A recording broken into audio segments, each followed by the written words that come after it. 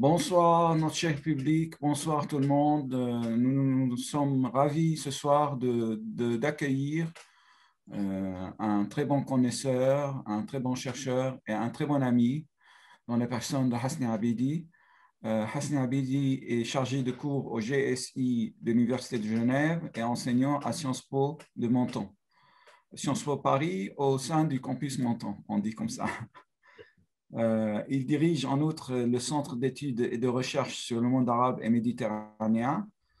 Hasni est membre du panel international sur la sortie de la violence et auteur de plusieurs ouvrages, dont Le Moyen-Orient, le temps des incertitudes aux éditions Éric Bonnière et Le Moyen-Orient selon Joe Biden aux éditions Éric Bonnière aussi. Ce soir, on va se concentrer sur même avec des sorties un peu concernant les dernières actualités, mais on va se concentrer sur cet ouvrage collectif que j'ai lu avec grand plaisir et pour plusieurs raisons. Cet ouvrage porte le même titre que la conférence. Pourquoi j'ai lu cet ouvrage avec grand plaisir? Ce n'est pas parce que seulement c'est un sujet qui m'importe, c'est aussi parce que c'est Hasni qui a dirigé cet ouvrage, c'est aussi parce que parmi les contributeurs, beaucoup sont des amis et que je considère parmi les meilleurs connaisseurs de leur sujet, sur le Golfe, sur l'Afrique du Nord, sur l'Égypte, même nous avons aussi bien entendu des noms des gens que je considère érudits comme Henri Laurence, professeur au Collège de France. Il y a la jeune spécialiste de l'Égypte, Nadine Abdallah, qui est remarquable. Il y a aussi Moulay Hicham Alaoui, qui est à Stanford, je crois. C'est ça, oui. Voilà. Il y a notre ami commun Joseph Bahout sur Oui. le Liban. Il y a Myriam Benrad, qui est la spécialiste sur l'Irak. Il y a Clément Termes, qui est le spécialiste, jeune spécialiste très, très, très productif et très réfléchi sur l'Iran. Il y a Jean-Noël Ferrier, bien sûr, sur le Maroc. Fatih Hadazi Eni sur le Golfe. Naufal Brahimi Al-Mili. Les noms que je prononce mal, vous les pardonnez parce que je suis un peu myope et j'ai mis des lunettes qui ne correspondent pas. C'est pour faire beau sur l'écran, mais ça ne sert pas à lire grand-chose. Il y a Louis Martinez, notre ami, Jean Marcou et Lies Sizoubir, Brahim Oumansour. Voilà. Alors, ce que je trouvais aussi remarquable et très intéressant, c'est que en terminant la lecture de ce livre, vous allez pouvoir avoir une idée, pas seulement qui survole les sujets, même si les textes sont courts, mais ce sont des textes courts, mais assez fournis, assez riches, qui vous donnent l'impression que vous êtes plongé au fond de chacun de ces sujets. Bon, cher ami, je te laisse la parole pendant 30 minutes si tu veux. Et après, on reprend, on discute ensemble. Mais avant que je te cède la parole, j'aimerais bien, si tu peux, ajouter un petit peu dans ce qui n'a pas été dans le livre, parce que le livre, il a été publié en mars. Là, ce jour-ci, on vit une situation catastrophique au Moyen-Orient. Il y a une agression contre le peuple palestinien, il y a des martyrs, il y a des destructions massives, il y a l'usage des armes inconventionnelles, mais c'est pardonnable parce que c'est utilisé par Israël. Et aussi, il y a une position américaine assez ambiguë. Au début, Biden disait que je comprends parfaitement le droit d'Israël à défendre les civils. Et il a gardé cette position pendant plusieurs jours sans réagir, sans envoyer quoi que ce soit comme émissaire. Ensuite, sous pression de certains députés démocrates au sein du Congrès, il a commencé à mettre un peu de l'eau dans son whisky. Alors, à toi la parole, cher ami. Merci beaucoup, Salam. Merci, cher ami, cher collègue, et merci beaucoup pour le CARAP, pour cette invitation, et merci à vous d'être présent ce soir. Je te remercie aussi, Salam, pour cette belle promotion pour notre livre. On en a besoin maintenant dans ces temps difficiles où le livre est de moins en moins lu et consulté. L'histoire de ce livre, tu l'as bien résumé en parlant un peu de ses noms. Évidemment, on a pris des chercheurs confirmés, mais on a pris aussi des jeunes chercheurs qui viennent de finir leur thèse ou qui sont en situation de post-doctorant et qui sont de très belles découvertes parce que nous avons tous commencé comme ça. Évidemment, Sumbul Kaya est une excellente chercheuse turque, d'origine turque, mais elle est turque ou franco-turque. Et évidemment, Yusra Abourabi, qui est une chercheuse marocaine et qui travaille aussi à l'Université internationale de Rabat et qui vient de finir de soutenir sa thèse de C'est doctorat. pas par machisme que j'ai oublié, mais c'est vraiment ces lunettes que je veux jeter juste après la séance. Et Yusra Abourabi qui vient de soutenir sa thèse justement à l'université de Grenoble, et Ibrahim Oumansour. Et justement, l'histoire d'Ibrahim Oumansour mérite d'être racontée parce que quand on a l'histoire de le livre, c'est un webinaire pour mes étudiants en master un petit peu fatigués de ces cours via Zoom. Donc, on a voulu un peu aérer leur quotidien académique en invitant des chercheurs en dehors de l'Université de Genève pour parler dans mon cours qui s'appelle « Les enjeux géopolitiques du Moyen-Orient ». On a invité environ 7 ou 8 chercheurs et on a eu la chance parce qu'on n'avait vraiment pas pensé que l'invitation allait être acceptée par tout le monde. C'est vrai qu'on avait cette opportunité, c'est que pendant la pandémie, évidemment, presque tous les médias étaient squattés par les médecins et donc les chercheurs sur le Moyen-Orient et sur la politique internationale étaient un petit peu à la maison et en plus les aéroports fermés. Donc tous les invités ont accepté notre sollicitation et ont marqué leur présence. À la fin, donc on a trouvé que la qualité elle était supérieure à nos attentes et j'ai décidé de publier avec, comme vous savez, le travail de transcription, etc. Et en rendant le manuscrit à l'éditeur, on s'était rendu compte que finalement, il n'y a aucun sujet sur la question israélo-palestinienne. Il n'y a rien. Et ce livre est aussi en fait une traduction de mon voyage aux États-Unis puisque j'ai été invité par un centre de recherche américain pour assister aux élections américaines. En fait, complètement, on a évacué la question israélo-palestinienne de notre webinaire. Évidemment, Joseph Barhout, en parlant un petit peu du Proche-Orient, a esquissé, mais il n'y avait pas de sujet. Et je me suis dit, si on sort un livre sans le conflit israélo-palestinien, ça va être une grande lacune. Et si on sait jamais, il y a un événement, en tout cas, lié à la question israélo-palestinienne, ça va être un vide. Et à la dernière minute, évidemment, j'ai demandé à Ibrahim Oumansour, qui a soutenu sa thèse sur la politique justement américaine. Donc, je lui dis, est-ce que tu peux participer donc, dans ce livre collectif sans avoir été invité à ce webinaire? Il a accepté. Voilà à peu près pourquoi finalement, nous aussi, on a failli évacuer la question israélo-palestinienne du Moyen-Orient. Mais cet oubli n'est pas seulement de notre sort. Cet oubli, il figure, si vous avez bien suivi la campagne électorale, il fait partie un petit peu de plan de bataille de président de président Biden quand il était candidat. Et on reviendra bien sûr, si on a le temps, sur cette position auquel est la lecture que fait Biden et son équipe du conflit israélo-palestinien. Dans mon exposé, évidemment, il y a beaucoup de choses. Quand on parle du Moyen-Orient, j'ai rajouté l'Afrique du Nord parce que nos amis de l'Afrique du Nord disent pourquoi vous ne parlez pas du Maghreb ou pourquoi vous ne parlez pas d'Afrique du Nord. Je pars de l'idée toujours que de Middle East, mais la région MENA pour les Américains, elle couvre l'Afrique du Nord et le Moyen-Orient. Et c'est pourquoi dans le livre, on a consacré tout un chapitre avec les meilleurs spécialistes comme Akram Belkaïd, comme Luis Martinez, et comme Jean-Noël Ferrier et Yusra Abourabi, Naufel qui est spécialiste aussi des relations entre l'Algérie et la France au Maghreb. Et évidemment, cette idée de Moyen-Orient, on a essayé dans ce séminaire de prendre plutôt les grandes orientations.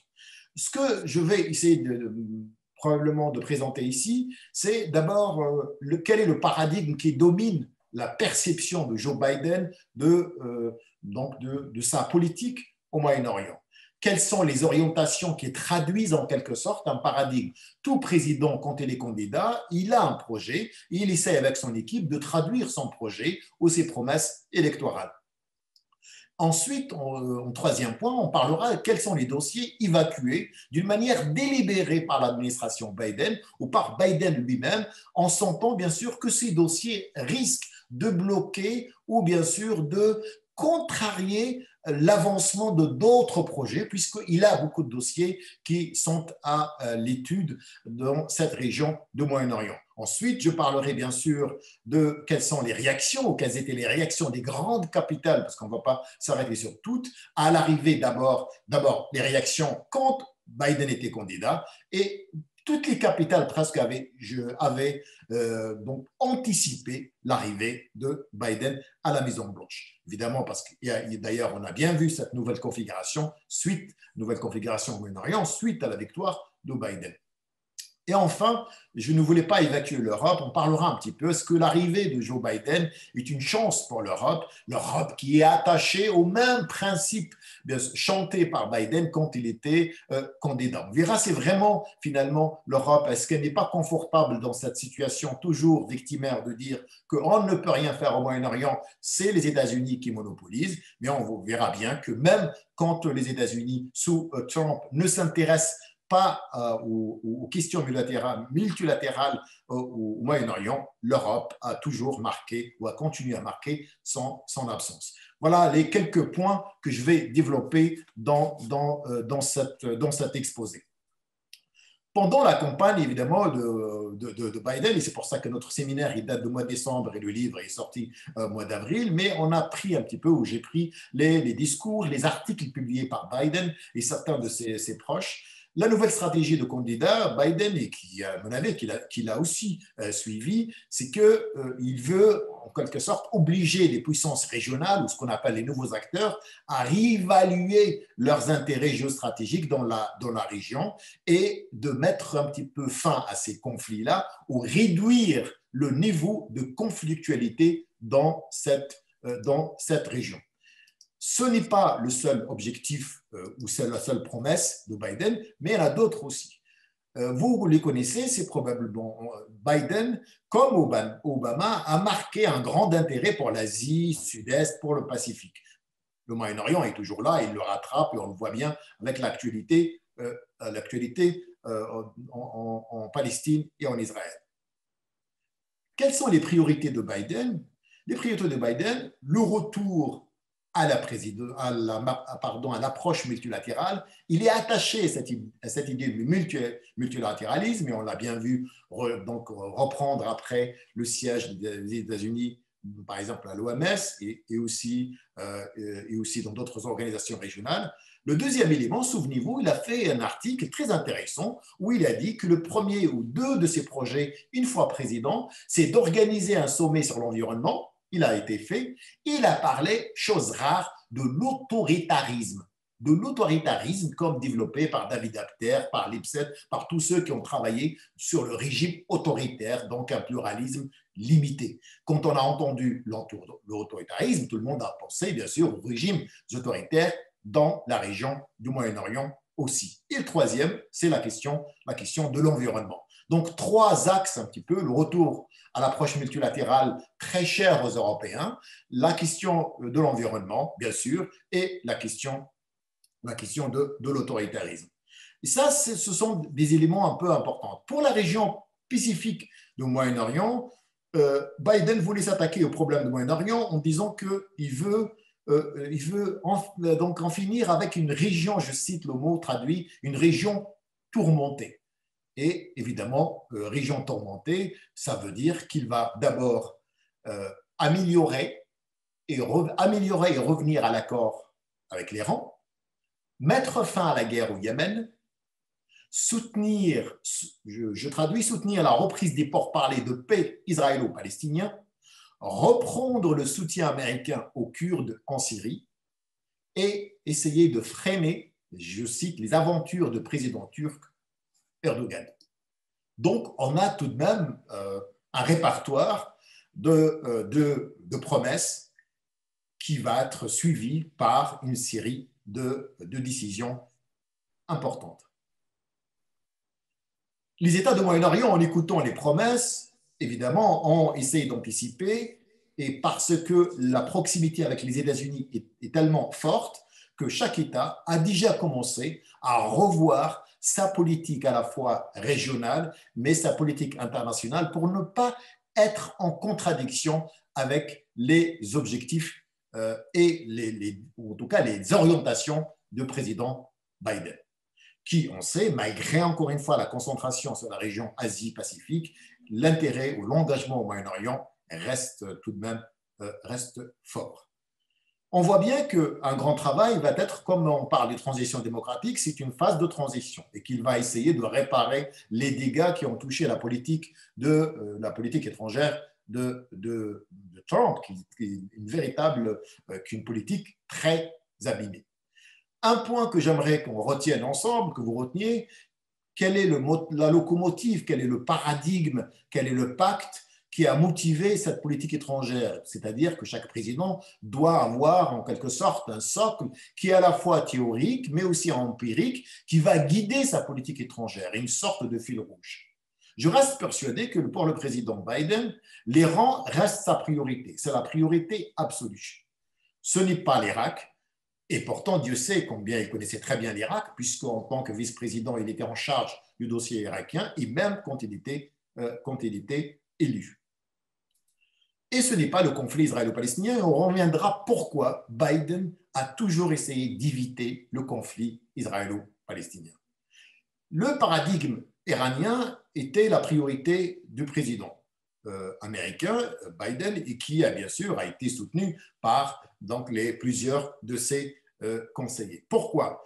Biden pense qu'un Iran pacifié, un Iran, le mot exact, normalisé, est la clé pour normaliser et pacifier tous les autres conflits, car ils sont liés d'une manière directe ou indirecte à l'Iran. Biden il a fait la même analyse, probablement qu'Obama, que les frontières extérieures de l'Iran, ce ne sont pas ses frontières géographiques, mais ce sont plutôt les États où il y a une tension comme l'Irak, le Liban, la Syrie et le Yémen. Et que ces tensions-là, finalement, offrent au régime iranien une nouvelle frontière, une nouvelle ceinture de sécurité pour parer à toute, bien sûr, ambition régionale. Et qu'une fois l'Iran, le régime iranien débarrassé des sanctions, normalisé, on va probablement travailler sur un Iran beaucoup plus ouvert, une classe moyenne, un Iran avec plus de réformes économiques et un Iran qui est en mesure de créer cette classe moyenne, ou ce qu'on appelle, nous, des entrepreneurs économiques, mais aussi politiques. Évidemment, vous connaissez les travaux en sciences politiques, comme Mme Predovsky ou d'autres, qui ont travaillé sur le lien entre les réformes économiques et aussi la revendication d'un rôle politique. Je reste persuadé que Biden pensait que vraiment qu'un Iran reconnu par la communauté internationale, un Iran sans sanctions économiques, un Iran avec une classe moyenne puisque le niveau est très élevé et parce que l'Iran a plusieurs atouts qui sont en mesure de faire de l'Iran une puissance régionale sans égale dans la région. Et que l'Iran est bien sûr inquiet et puisque le régime est inquiet, et puisque les Américains n'ont aucun plan pour changer le régime, mais plutôt changer son comportement, donc misant sur l'Iran. C'est, à mon avis, le paradigme qui a motivé la stratégie américaine en matière de Moyen-Orient, et c'est justement ce paradigme qui lui dicte un petit peu les autres politiques régionales avec l'Arabie Saoudite, ou par exemple avec les Russes, ou avec la Turquie. Tous les conflits pour lui sont liés à l'Iran et qu'il fallait absolument affranchir l'Iran de ce fardeau pour que l'Iran puisse s'occuper enfin plutôt des questions internes et probablement aussi des changements qui pourraient donner plus de place à une société civile, à des réformateurs et pas les radicaux. La décision de Biden est prise, retour à l'accord avec l'Iran. évidemment, il appelle ceux qui connaissent le mieux, que vous connaissez tous, donc Robert Malley, qui a beaucoup travaillé avec Obama donc au Conseil de sécurité et qui connaît parfaitement bien le dossier et qui connaît le Moyen-Orient. Donc pour lui, il faut absolument revenir à l'accord avec l'Iran, même s'il faut un accord, même si l'accord, même si la décision est rejetée par Israël et l'Arabie saoudite, mais Biden est conscient que ces deux États, l'Arabie saoudite et Israël, vont finir par réévaluer leur position, revenir sur les désaccords. Toujours Israël a toujours ce qu'on appelle une position, pas une position de principe, mais une position de négociation. À chaque rejet d'une normalisation avec l'Iran, Israël reçoit davantage d'aide économique et d'aide financière et d'aide militaire. Et c'est un constat fixe dans la politique israélienne. Vous avez certainement remarqué avant-hier donc la validation par Biden donc d'une vente de 750 millions de dollars. En quelque sorte, l'obsession iranienne fait passer tous les autres dossiers comme des dossiers secondaires. C'est la lecture qu'on fait donc dans cette politique étrangère de président Biden. Et évidemment, les Israéliens et les Saoudiens savent qu'en définitive, l'Amérique va passer cet accord. Il est dans leur intérêt de rester présent et de peser sur justement les nouveaux contours de l'accord que de rester dans une position toujours de désaccord. Le désaccord pour Israël, contrairement à l'Arabie saoudite, c'est pour engranger plus d'avantages économiques et militaires et bien sûr diplomatiques. Et enfin, parce qu'il y a aussi une prise de conscience en Israël, que finalement la sortie de l'Iran, la sortie des États-Unis de l'accord n'a fait qu'aggraver la situation, puisqu'elle a incité l'Iran à reconstruire de nouvelles centrifugeuses qui sont très avancées, ce qui lui permettait d'enrichir plus de quantité d'uranium et l'uranium de meilleure qualité, ce qui bien sûr, ce qui le rapproche en quelque sorte du seuil nucléaire.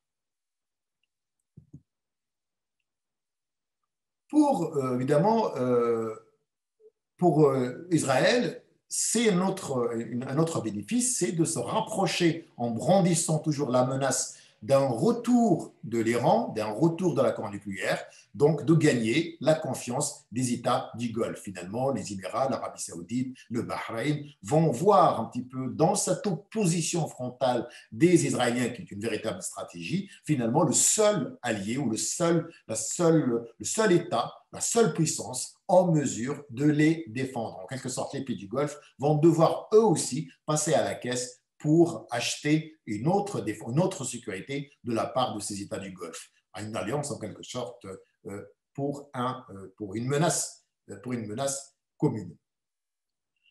Et évidemment, la question pour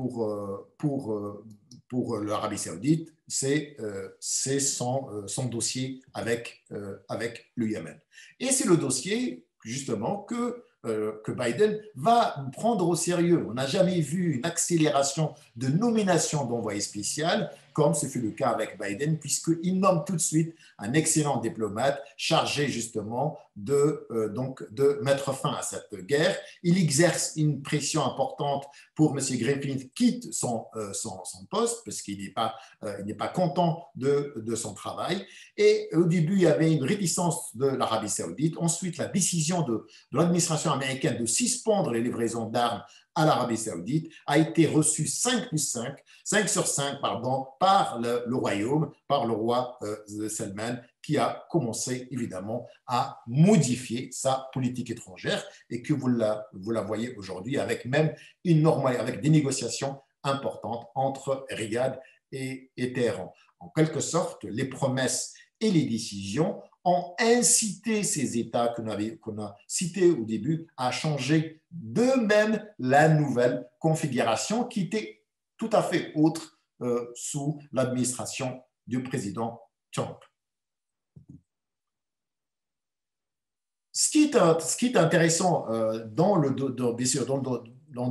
dossier du Yémen, où on verra pour les Palestiniens, c'est que les avantages donnés aux Iraniens doivent absolument être traduits pour les Américains par des concessions dans le dossier nucléaire. Et vice-versa, les concessions octroyées par la communauté internationale aux Iraniens dans le dossier nucléaire doivent être aussi traduites par des concessions dans d'autres dossiers, comme par exemple le Yémen ou l'Irak, ou bien sûr dans le dossier syrien.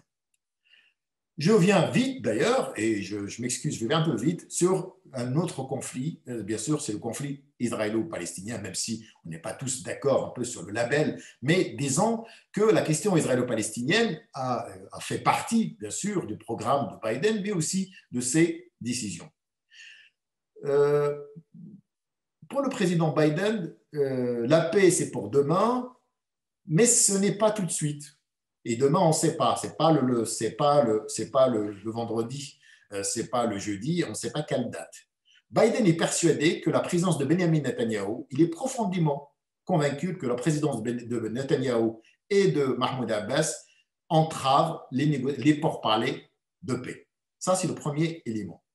Deuxième élément, et je pense que vous avez des éléments factuels, et le dernier élément, c'est les mémoires d'Obama, où il parle avec amertume. Biden a été très déçu. D'abord, un de ses meilleurs amis, John Kerry, a été humilié par Benjamin Netanyahou quand il était donc le dernier séjour où il a attendu 6 heures dans l'aéroport de Ben Gurion.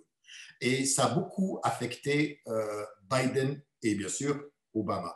Mais le deuxième, et c'était sur la question toujours des gels des colonies. Mais un autre phénomène, un autre fait divers très intéressant. En 2000, le président Obama et Netanyahou convergent et décident ensemble d'un gel, ce n'est pas donc l'arrêt définitif, mais un gel, de la construction de 1200 logements, donc Jérusalem-Est. Il y avait un engagement. Et il se trouve que, bien sûr, pendant cette discussion, Biden est connu par ses visites amicales en Israël. Il était en séjour amical en Israël. Et pendant son séjour, le gouvernement israélien décide justement donne le permis de construire pour ces logements. Ça a été bien sûr une catastrophe ça a été quand même une humiliation pour le président Obama, pour le vice-président Obama, et le président Obama, je cite, donc téléphone à Benjamin Netanyahou et fait état de sa déception. Il reçoit une réponse 3 semaines après. Donc, on n'a jamais répondu, Netanyahou n'a jamais répondu. 3 semaines après, souvenez-vous donc de cet accord triomphal réservé par l'AIPAC à Washington à Benjamin Netanyahou avec un discours où Netanyahou répond de manière indirecte à Obama en disant « Jérusalem n'est pas une colonie, Jérusalem, c'est notre capitale éternelle ».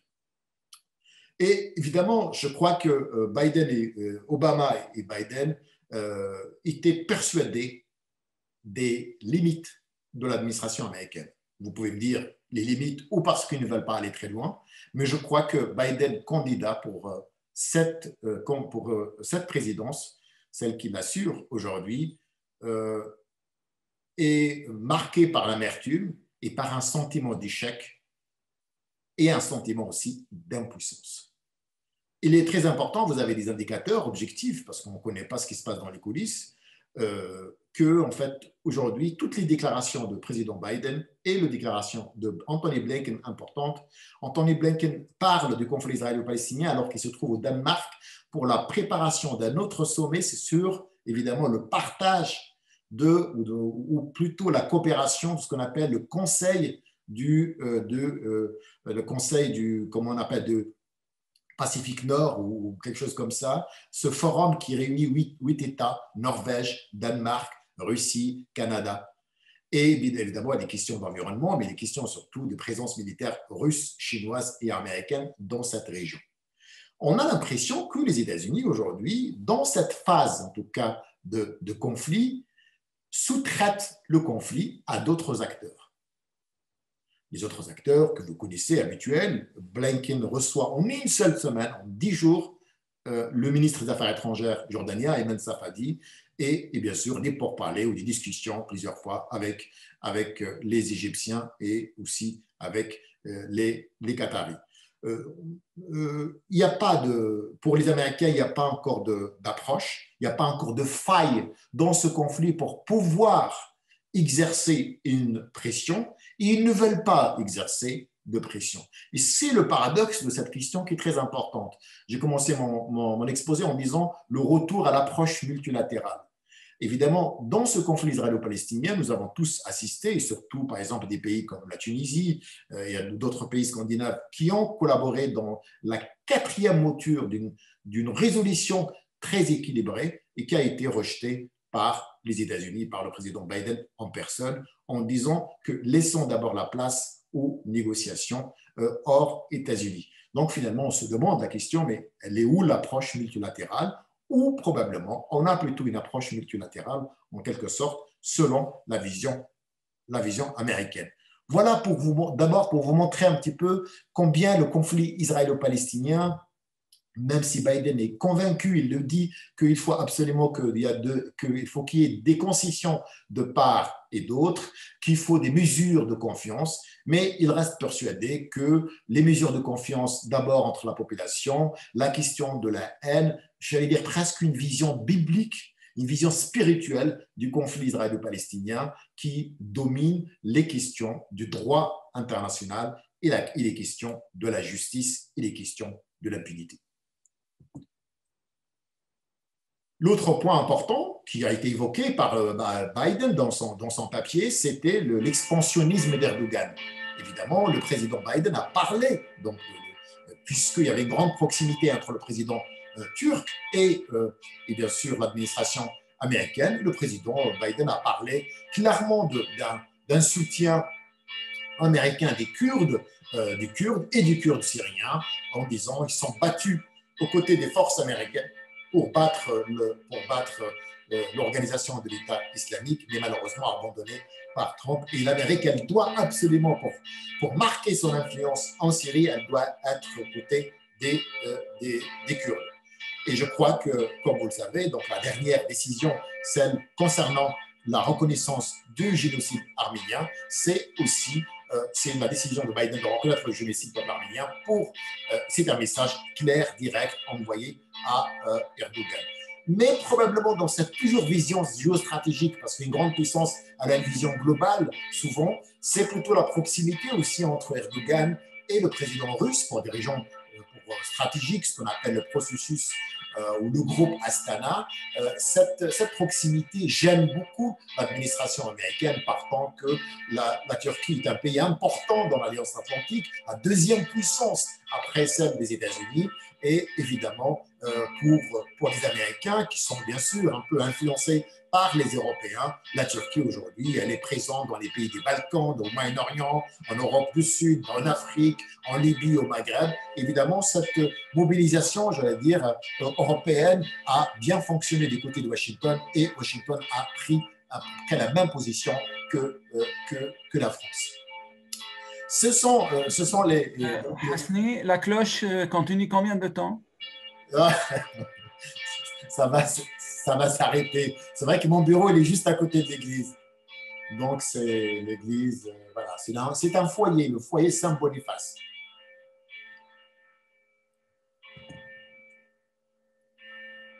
Voilà. Il nous reste quelques minutes, Salam. Je prendrai quelques minutes pour parler de l'Europe. Tu permets? Je parlerai encore. J'ai encore quelques minutes? Oui, vas-y. Voilà. L'Europe, c'est important. J'ai essayé de parler de l'Europe. L'actualité l'oblige. Aujourd'hui même, il y avait une réunion, donc une réunion virtuelle des 27, et on a bien vu qu'il y avait une grande difficulté à trouver une position commune. Tellement difficile que le ministre français des Affaires étrangères a quitté la réunion pour rejoindre une autre réunion, celle de soutien international et français aux économies des États africains, puisque plusieurs Africains sont présents. Et ça en dit long un petit peu de la centralité, de la place qu'accorde ce qu'on appelle la communauté internationale au conflit israélo-palestinien. L'Europe souffre de deux paradoxes. Le premier paradoxe, à mon sens, c'est qu'il n'existe pas de politique arabe. Il n'existe pas de politique moyen-orientale, ou en tout cas, il n'y a pas une seule politique arabe ou moyen-orientale de l'Europe, de par d'abord la diversité de l'Union européenne et les agendas comme divergents et contradictoires des États européens. Mais la question qui est aussi, à mon avis, essentielle, c'est que l'Europe, le récit en tout cas national est marqué par la crise migratoire, l'instabilité, la menace terroriste, le repli identitaire, les peurs d'un un islam conquérant, l'arrivée en masse d'étrangers porteurs de notre culture. Et en même temps, l'Europe se dit en tout cas pas très concernée par le Moyen-Orient, car c'est une zone qui est loin de son influence et qu'elle n'a pas d'emprise directe. Donc, on voit bien comment en fait, on mobilise, on fait appel à des arguments qui sont liés à cette région, qui sont liés au déficit démocratique ou à l'absence de démocratie, aux questions économiques et sociales, et en même temps, on déclare qu'on ne veut pas s'intéresser, on ne veut pas se mêler dans les questions moyen-orientales parce que ce n'est pas de notre ressort. Ça, ce sont sont en tout cas les paradoxes. Mais il ne faut pas oublier aussi que l'Europe souffre un petit peu de ce décalage entre une position recherchée de l'Union européenne et une position des États membres. Et on sait combien les Allemands sont pleins du monopole français sur certains dossiers, notamment les dossiers qui concernent l'Afrique du Nord. Donc on a toujours ce décalage entre une position qui est la construction, en quelque sorte, le montage de plusieurs politiques qui sont divergentes, qui sont contradictoires, et les politiques parfois les politiques plutôt nationales pour chaque État. La question turque, la question de l'Algérie, la question de plusieurs dossiers montrent avec éclat les contradictions entre la politique de l'Union européenne et la politique des États européens et la différence entre les politiques des États européens eux-mêmes. Nous avons un exemple parfait qui nous intéresse, c'est le processus euro-méditerranéen, les divergences de processus Euromède, de la politique européenne de voisinage, l'Union pour la Méditerranée qui a été rejetée par Angela Merkel qui a refusé de payer, etc., etc. Ça, c'est d'abord les deux paradoxes, les difficultés un petit peu méthodologiques de lire une politique européenne quand il s'agit de l'extérieur. Admettons que oui, l'Europe n'a pas les moyens ni l'ambition d'aller en fait d'aller sur le terrain, en tout cas moyen-oriental, très compliqué, même si l'Europe a un capital très important, c'est celui d'être un bailleur de fonds solide. On se souvient par exemple de son effort financier dans la construction de Gaza. Et alors, que peut-on dire de sa frontière sud, c'est-à-dire de ce qu'on appelle les pays de l'Afrique du Nord? On ne peut pas dire que c'est les monopoles américains ou il s'agit d'un enjeu entre l'Est et l'Ouest. Vous prenez un seul exemple, vous prenez une seule photo qui va vous répondre à la question. La dernière approche, puisqu'à chaque président français un plan pour la Méditerranée, le dernier plan, la dernière initiative, c'est ce qu'on appelle le sommet des deux rives, qui a eu lieu à Marseille, juin 2019. C'est très important ce sommet qui passait inaperçu parce qu'il y avait d'autres événements, les élections d'abord en France et ensuite les événements en Algérie. Il s'appelle le sommet en fait, mais il n'y avait aucun chef d'État. Aucun. C'est une formule française pour bâtir une nouvelle relation avec la Méditerranée basée sur ce qu'on appelle le groupe 5+5, qui a fait ses preuves. 5 pays sud-méditerranéens et 5 pays européens du Sud. Il se trouve qu'il n'y avait que le président français qui a passé 45 minutes dans ce palais, puisque le reste du temps, c'était plutôt pour la campagne électorale. Et celui qui a ouvert la conférence, c'était bien sûr M. Le Drian, en présence de quelques personnalités de la société civile et les ministres des Affaires étrangères, et celui de l'Algérie a quitté même la salle avant la fin. Ça en dit long un petit peu sur ce qui se passe. D'abord, le manque d'intérêt de l'autre côté. On a l'impression que toutes les initiatives sont faites du Nord, mais c'est autre chose plus inquiétant à mon avis, c'est qu'on assiste depuis quelques années à une forme de vacance du pouvoir dans les pays du Sud. Vous avez en Algérie qui a un président qui est absent, le président Tebboune, ou affaibli par la maladie, et fait face à des dissensions au niveau du sommet, des divergences importantes. Une institution militaire qui reste toujours le seul décideur du pays, mais qui hésite, qui tient plutôt au formalisme électoral. On voit bien aujourd'hui que l'armée veut absolument organiser ces élections alors qu'elle a échoué dans 2 élections avec un record inédit, historique, et en même temps pour justement garder sa cohésion et ne pas se mêler dans la gestion des affaires publiques, reste en retrait. Du coup, le résultat, c'est qu'on a une vacance du pouvoir, dans le sens où, au pouvoir civil, le président, il ne représente pas l'État algérien, il n'est pas visible. Un des meilleurs chercheurs algériens, un sociologue, Nasser Djabi, faisait un papier justement avant-hier en disant est-ce qu'on va se diriger vers un président virtuel? Une vacance du pouvoir dans un État très important, finalement proche de l'Europe. Attention, la situation n'est pas guère brillante aussi ou meilleure au Maroc.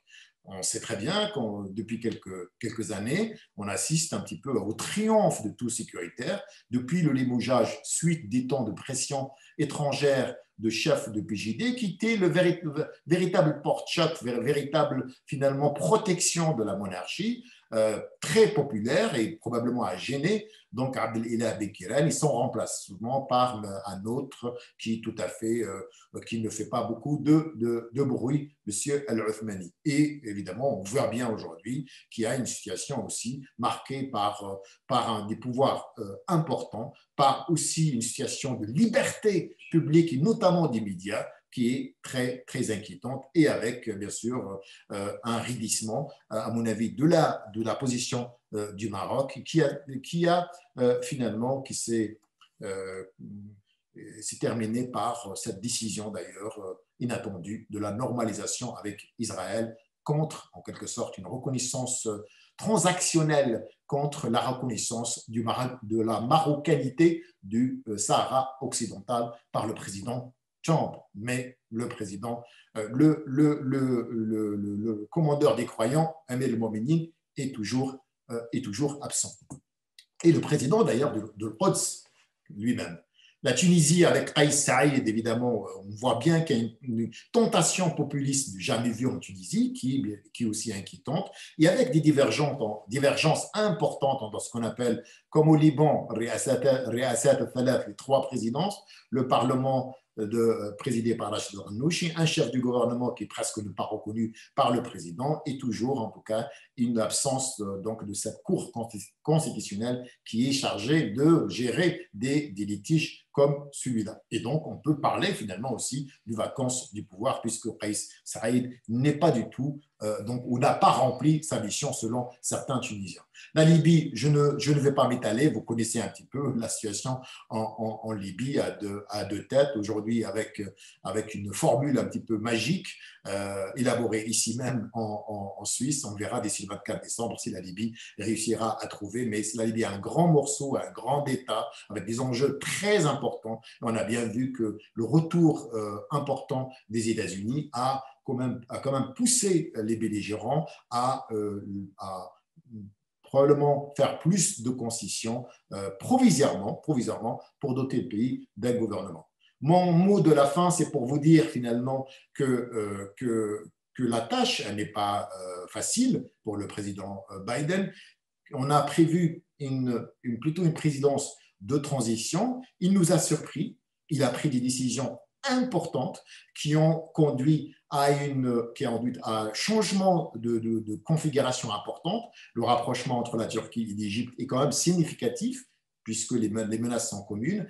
C'est l'arrivée de Biden qui a poussé les États du Golfe à mettre fin à leur blocus contre le Qatar.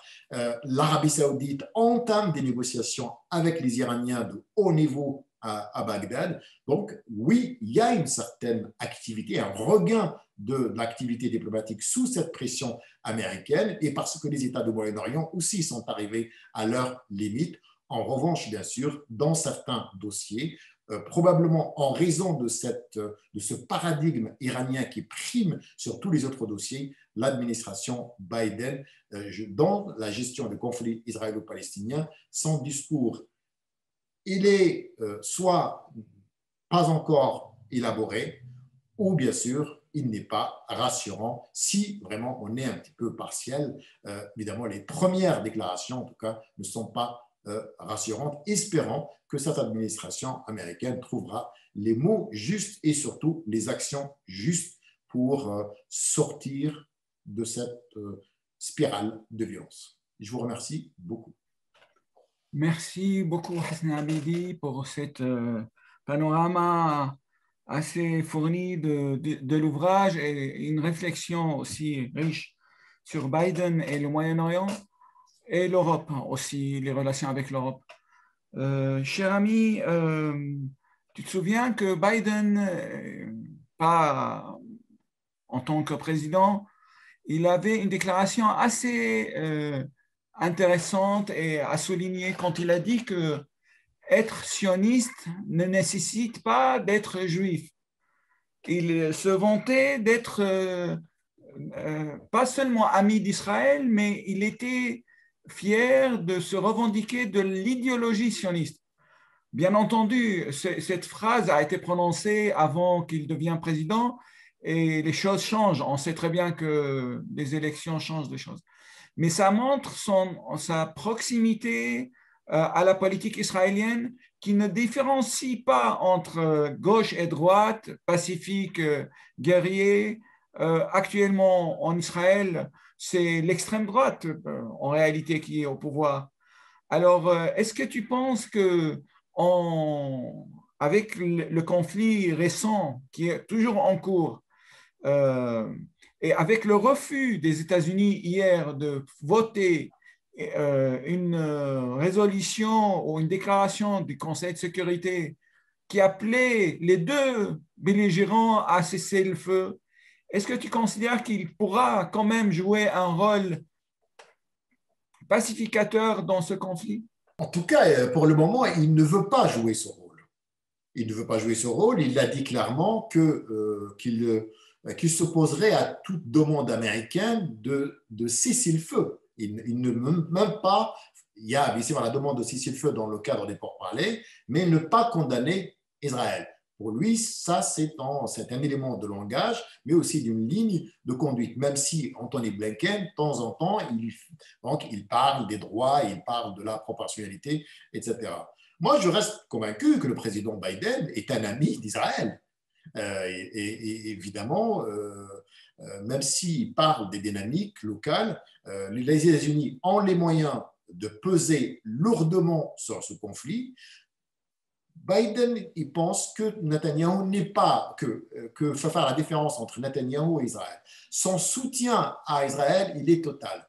En revanche, sa relation avec Netanyahou n'est pas celle qu'on décrit. La relation, elle n'est pas du tout, bonne. Et le dernier élément que j'ajouterais, c'est que puisque Biden parle souvent des dynamiques locales, des dynamiques internes, que la population est fatiguée, qu'il y a une nouvelle génération, qu'il faut tourner la page, que Mahmoud Abbas n'est plus justement l'homme de la situation et que Netanyahou aussi n'est plus de la situation. Aujourd'hui, avec ce qui se passe dans les territoires palestiniens, mon cher Salem, c'est une nouvelle donne qui dépasse complètement, je ne dirais pas l'élite politique en Israël, aux États-Unis, mais même les élites en Palestine et même les élites arabes. Vous avez une nouvelle génération qui est complètement débarrassée de la peur, qui est très cultivée, qui est très connectée et qui en fait agit pas parce qu'elle est proche du Hamas ou elle est proche de l'autorité palestinienne, mais c'est parce que c'est une question d'humiliation, question de recherche de dignité et c'est une question de justice. Le conflit israélo-palestinien, à mon avis, enfin ce qui se passe aujourd'hui, ça mérite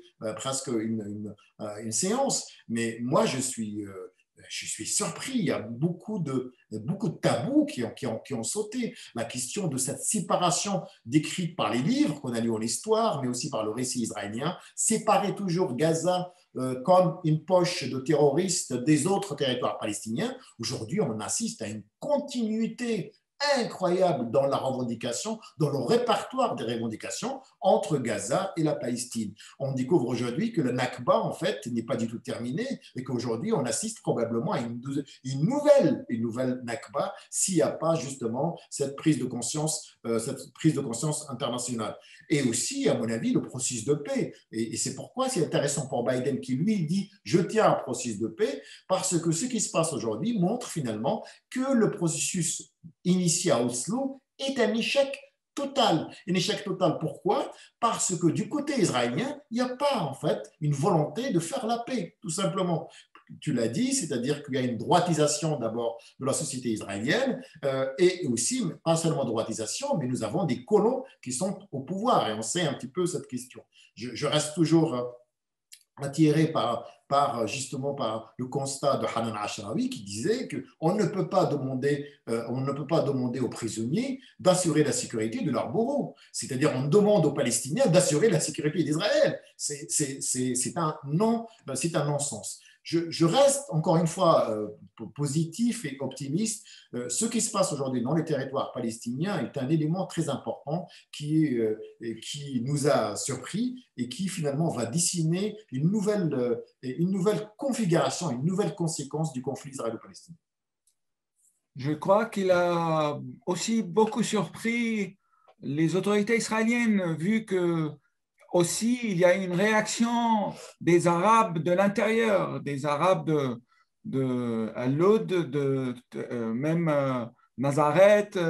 Ils ne pensaient pas du tout voir cet élan de solidarité palestinienne qui balaye complètement la définition très ignare de la situation, qui définit seulement Gaza comme étant une base de ce que les journalistes français aiment à appeler le Hamas, parce que c'est une appellation idéologique, parce que c'est comme ça les Israéliens la prononcent, alors tous les journalistes français doivent la prononcer Hamas, à savoir que c'est très difficile à faire le Kha en français, mais comme les Israéliens la prononcent Hamas, alors c'est pas Hamas, c'est pas même Hamas, c'est Hamas. Cher ami, comme tu as dit, il a nommé un émissaire pour le volet yéménite, n'est-ce pas, Biden? Ça montre l'importance qu'il porte pour un sujet et la négligence qu'il porte pour un autre.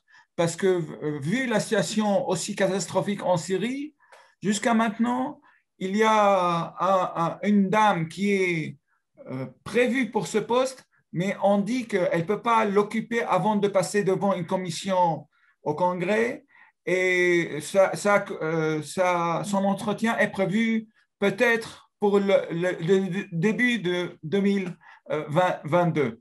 Ce qui montre aussi que quand je nomme un émissaire, ça veut dire je veux résoudre le problème ici, et par contre là-bas, ça m'intéresse moins.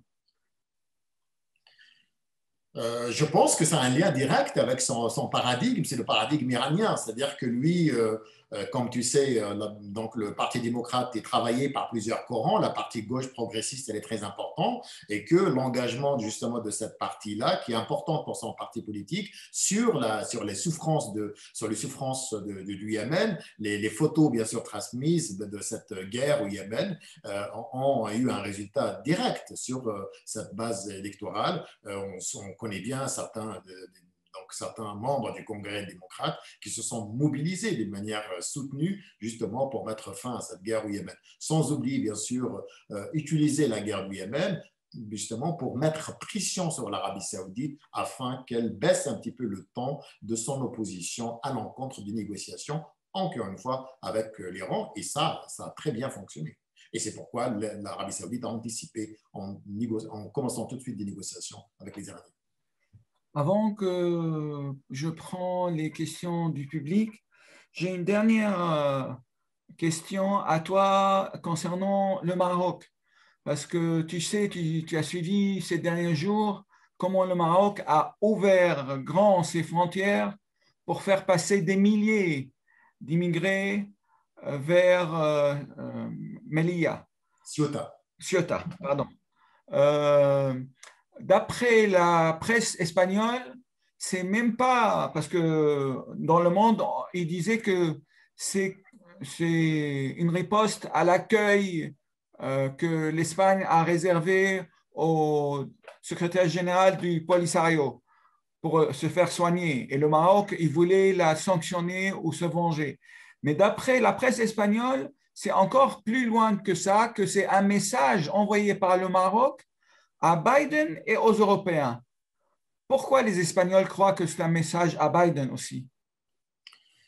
Alors, je n'ai pas lu cet article-là, mais évidemment, il y a une certaine inquiétude au Maroc après avoir pris cette décision qui est importante et qui est critiquée par une partie de la population marocaine, par aussi les partis, certains membres ténors du parti, premier parti du PJD, ont suspendu leur adhésion au parti, surtout que le Maroc il se dirige vers des élections législatives. On a bien vu que le Maroc a été aussi a été gagné par des manifestations contre les bombardements sur Gaza.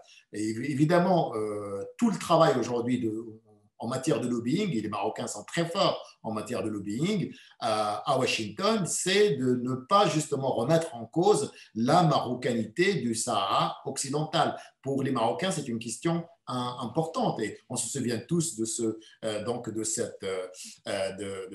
slogan qui date des années 62, Taza قبل غزة.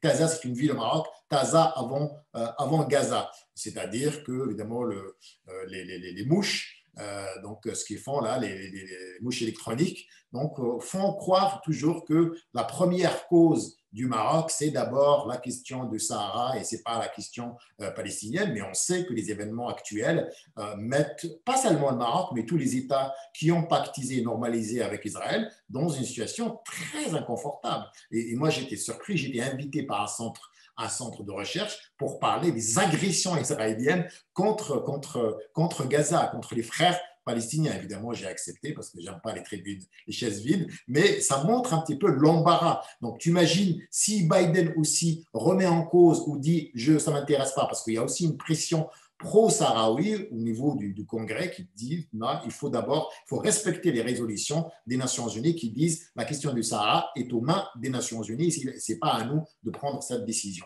Bon, voilà, c'est probablement ça, mais surtout l'Europe. Ça a toujours été, la question migratoire a toujours été une arme que le Maroc excelle dans son usage pour faire pression pour plusieurs dossiers avec l'Union européenne pour dire, regardez, si vous voulez perdre votre gendarme fidèle et c'est solide, eh ben, regardez, on est capable de lâcher, donc d'ouvrir les frontières. Et c'est vrai que les résultats, enfin les images sont vraiment d'un effet dévastateur sur les opinions publiques. Si on veut faire gagner l'extrême droite, c'est laisser le Maroc continuer sur ce chemin. Tout à fait. Nous avons une question, la première question de notre ami Ala Kodmani. Le pari Biden sur l'Iran, normalisé comme potentiel de changement de tous les conflits de la région, paraît-il réaliste au vu de la domination idéologique des durs dans la République islamique? La question nucléaire pour les durs, à mon avis, c'est une police d'assurance. C'est un pari, je dis bien un paradigme, c'est un pari qui est motivé par beaucoup de chercheurs. J'en ai rencontré quelques-uns qui restent persuadés que finalement, que l'Iran aujourd'hui panique, il a peur, la situation économique et sociale est désastreuse et c'est pourquoi il a cette politique offensive dans plusieurs États de la région et qui fait peur bien sûr aux États du Golfe et d'autres. Et qu'un Iran finalement qui est débarrassé de ces sanctions-là, qui pourrait finalement devenir un État normal avec un comportement normal. Reste la question bien sûr de l'aile dure.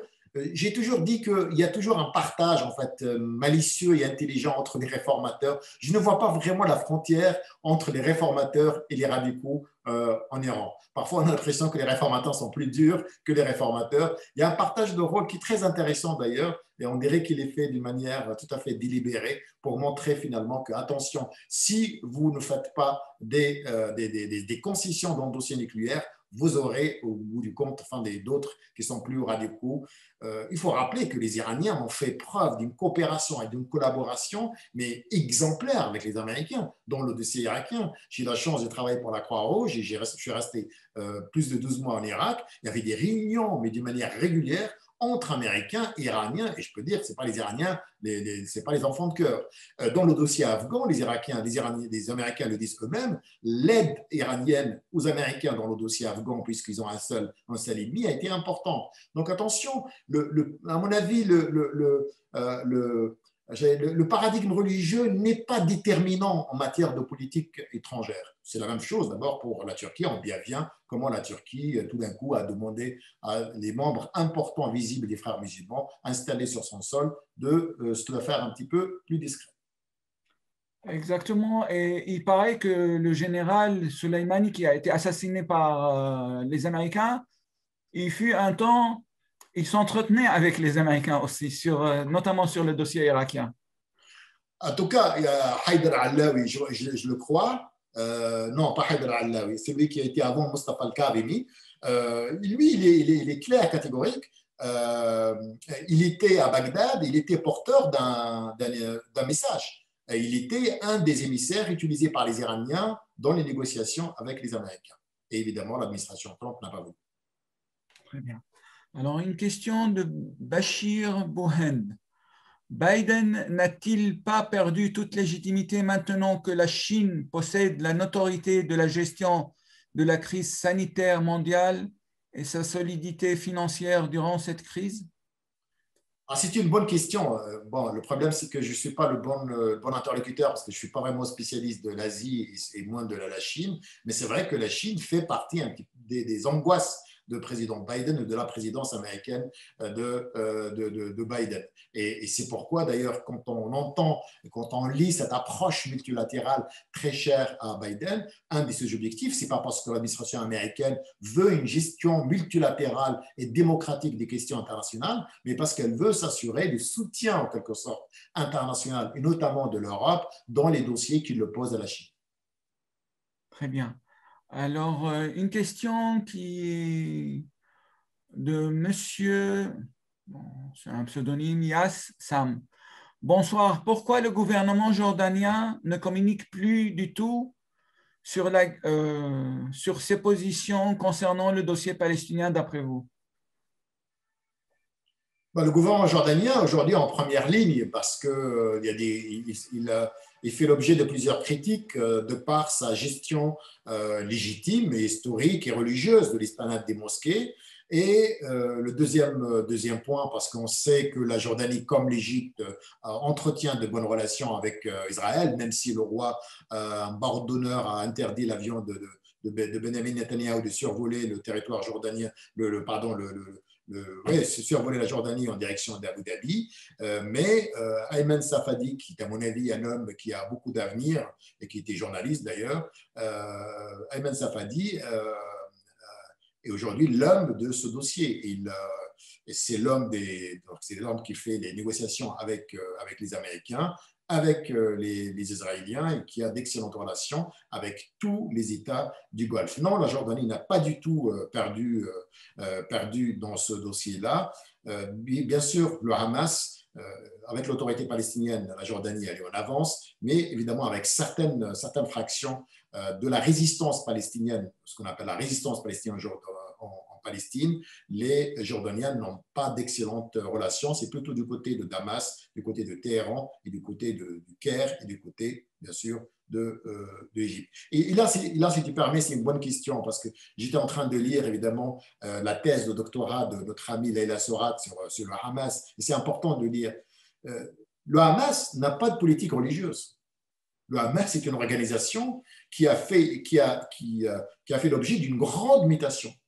Le Hamas a développé une politique étrangère avec tous les États, mais pas les États où les frères musulmans sont au pouvoir. Le Hamas est un interlocuteur privilégié de l'Égypte, alors que l'Égypte a déclaré les frères musulmans comme organisation terroriste. Et vous connaissez très bien le Hamas, une émanation directe. L'organisation des frères musulmans en Égypte, elle avait comme succursale très important les liens avec les frères musulmans à Gaza, très, très important. Vraiment d'une solidité inégalée dans la région. Donc, vous voyez, finalement, parfois, même quand on évoque le Hamas, on ne fait pas la distinction entre l'organisation, entre le parti, entre l'aile militaire et entre, bien sûr, et entre aussi ce qu'on appelle le bureau international qui charge. Et cette, à mon avis, incompréhension, cette confusion, quand on parle le Hamas, ou comme tu dis, le Hamas, évidemment, une organisation terroriste. Soit, mais essayons d'aller encore plus loin pour discuter, pour dire finalement pourquoi le Hamas aujourd'hui, pourquoi exploite, pourquoi il fait appel à la question de la cité du quartier de Haï Sheikh Jarrah, de la question bien sûr des Palestiniens, ce que j'appelle les Palestiniens de 1948 ou les Arabes de 1948, mais de la question aussi de la Cisjordanie, c'est parce qu'il veut montrer finalement qu'il n'est pas un mouvement territorial, que n'est pas un mouvement religieux. C'est-à-dire que vous avez un parti qui veut montrer qu'il a évolué, qu'il a changé, et vous lui dites non, non, non, vous êtes un terroriste et tu resteras tout le temps terroriste. Ben, c'est un parti, on rappelle notre cher public, c'est un parti qui a gagné les élections en toute transparence en 2006 avec des observateurs européens et ça lui a été refusé. Ce qui a changé cette fois-ci, c'est que les obus de Hamas n'ont pas été mal reçus. C'est une métaphore. Ils ont été reçus par les territoires israéliens ou les territoires occupés par Israël, mais ils n'ont pas été mal reçus par la population palestinienne dans sa majorité. Il faut aussi rappeler que le premier obus qui a été missile qui a été lancé, il a suivi l'appel au secours qui a été donné sur le minaret de la mosquée Al-Aqsa à Jérusalem de la part des habitants de Jérusalem à l'adresse de Gaza. Ils ne se sont pas adressés nominativement à Hamas, ils ont dit la résistance doit intervenir pour nous aider. Et pour ça, maintenant, tu entends même à Loud, à Nazareth, à Raqqa, à Haïfa, les manifestants ne dénoncent plus. Avant, ça se faisait, mais ils ne dénoncent plus du tout l'opération militaire menée par Hamas et ils la considèrent comme étant une légitimité. Il lui donne une certaine légitimité. Bon, comme tu disais tout à l'heure, ça mérite tout un autre débat. Il y a une question de Monsieur Salah. Bonjour, pouvez-vous nous parler avec plus de détails de la position de Biden sur la guerre au Yémen? Le président Biden était très, très ferme sur la question du Yémen. Ça, il faut lui accorder ce crédit. Il a été très ferme d'une manière directe et d'une manière indirecte. La suspension donc, de la vente d'armes aux Émirats arabes unis et à l'Arabie saoudite, deux États concernés par la situation au Yémen, est très importante, mais aussi l'éviction de Griffith et la nomination d'un nouvel émissaire et probablement aussi donc, des nouveaux rounds de négociations qui vont avoir lieu bientôt. On parle du Koweït, on parle de Mascate, mais probablement aussi de d'autres capitales européennes. Donc, il y a cette volonté-là, mais évidemment, les autres États qui sont importants, Biden ne peut pas trop demander aussi à ses alliés, qui sont l'Arabie saoudite et surtout l'Arabie saoudite et les Émirats arabes unis. OK, ces États peuvent collaborer ou que peuvent un petit peu, j'allais dire, ne plus s'opposer à la question de la normalisation avec l'Iran et le retour à l'accord nucléaire, mais pour l'Arabie saoudite, le Yémen, c'est une question de sécurité. C'est sa profondeur en matière de sécurité.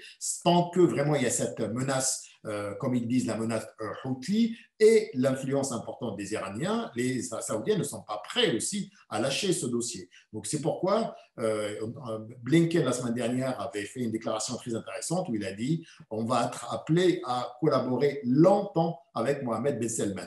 Et je pense que je ne serais pas surpris qu'on va assister à un coup de fil, je ne sais pas si bientôt, mais en tout cas, aussi une normalisation des relations entre Biden et Mohamed Ben Salman.